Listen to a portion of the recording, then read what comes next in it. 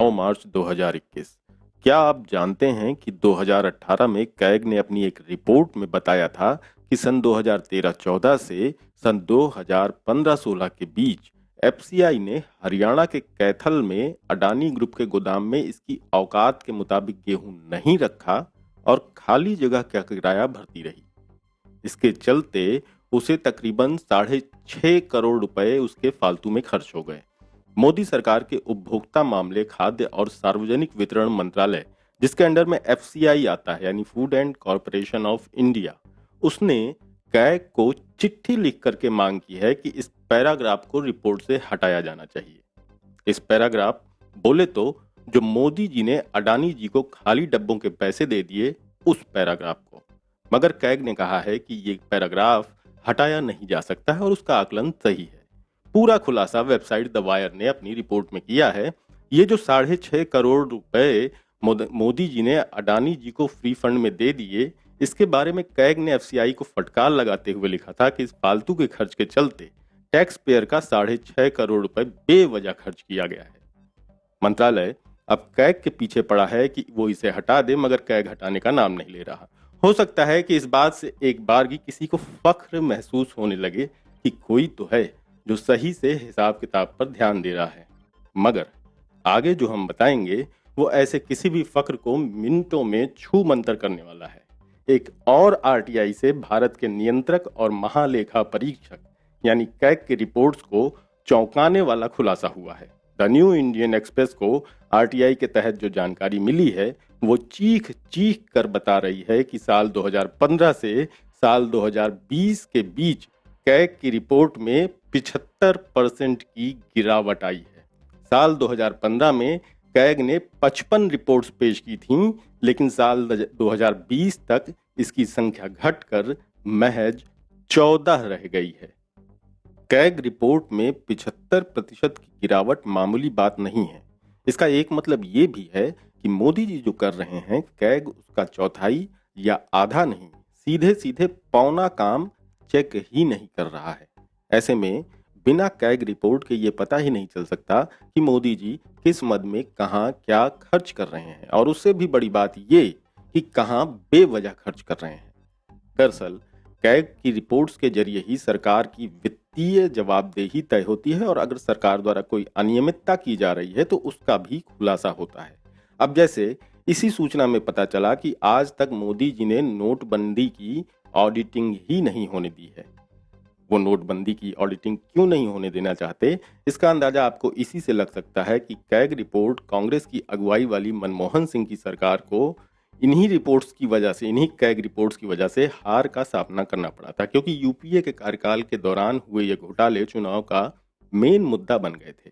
2G आवंटन, कोयला आवंटन, आदर्श हाउसिंग सोसाइटी और 2010 के कॉमनवेल्थ गेम्स का घोटाला, ये सब नाम तो सबको याद ही होंगे। ये सब के सब कैग रिपोर्ट से ही उजागर हुए थे।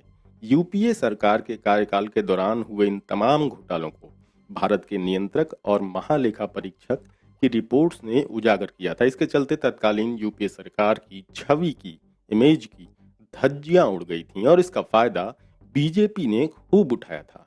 यहाँ तक कि साल 2014 के चुनाव में भ्रष्टाचार बड़ा मुद्दा बना और मोदी सरकार सत्ता में आ गई। लेकिन जब से बीजेपी, खासकर हम दो हमारे दो की सरकार सत्ता में आई है, कैग को उसने करीने से ठिकाने लगा दिया है।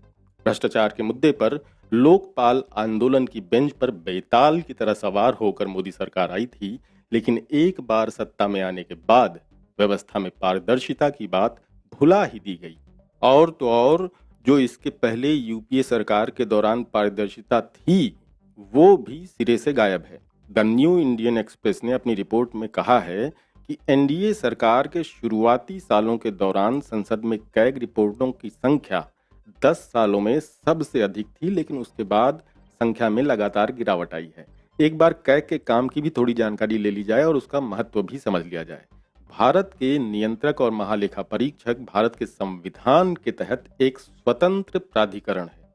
इस संस्था के जरिए संसद और राज्य विधानसभाओं के लिए सरकार और बाकी सार्वजनिक प्राधिकरणों, यानी कि सार्वजनिक धन खर्च करने वालों, यानी हमारा आपका टैक्स का पैसा खर्च करने वालों की जवाबदेही सुनिश्चित की जाती है और ये जानकारी जन साधारण को दी जाती है। हमारा पैसा है, हमें हिसाब मिलना चाहिए। लेकिन फिलहाल ये जानकारी किसी को नहीं मिल रही है। सबको मालूम ही है कि राफेल विमान सौदा कितना बड़ा मामला रहा है, लेकिन हैरत की बात है कि सरकार इस मामले में जवाबदेही से बचती रही है और ये बात इस आरटीआई के जवाब से भी सामने आई है। रिपोर्ट से पता चलता है कि रक्षा ऑडिट रिपोर्ट के संख्या में काफी गिरावट आई है। साल 2017 में इस तरह की 8 ऑडिट रिपोर्ट संसद में पेश की गई थी, लेकिन पिछले साल ये संख्या कितनी रही जरा बताइए। पिछले साल ये संख्या रही 0। रेलवे ऑडिट रिपोर्ट्स के मामले में भी यही हाल है। 2017 में 5 रिपोर्ट्स आई थीं, लेकिन पिछले साल आई सिर्फ 1 रिपोर्ट। नोटबंदी जैसा बड़ा कदम मोदी सरकार ने उठाया था। बहुत से लोग इसे आजाद भारत का सबसे बड़ा घोटाला तक कह रहे हैं, लेकिन इसके बारे में तो रिपोर्ट जरूर आनी चाहिए थी। इससे सरकार का पक्ष और मकसद साफ होता। लेकिन हैरत ये की बात यह है कि नोटबंदी की ऑडिटिंग कैग ने की ही नहीं। क्या ये किसी को अजीब नहीं लग रहा है? जबकि नोटबंदी सरकार का एकदम फिजूल कदम साबित हुआ। ये बात हमें पता लगनी चाहिए कि 1000 रुपए के नोट को जो बैन किया गया उसका प्रभाव क्या पड़ा।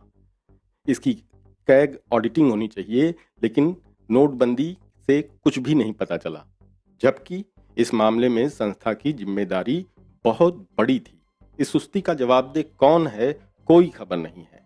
कैग के इस लचर प्रदर्शन पर कमेंट करते हुए पूर्व आईएएस अधिकारी जवाहर सरकार ने कहा कि कैग अपनी प्राथमिक जिम्मेदारी नहीं निभा रहा है, जो फंड के खर्च की ऑडिटिंग करना है। आरटीआई की इस रिपोर्ट पर लोकसभा के पूर्व महासचिव पीडीटी आचार्य ने कहा कि कैग को तो ये पता लगाना होता है कि क्या पैसा सही तरीके से और नियम कानूनों के मुताबिक खर्च किया गया है।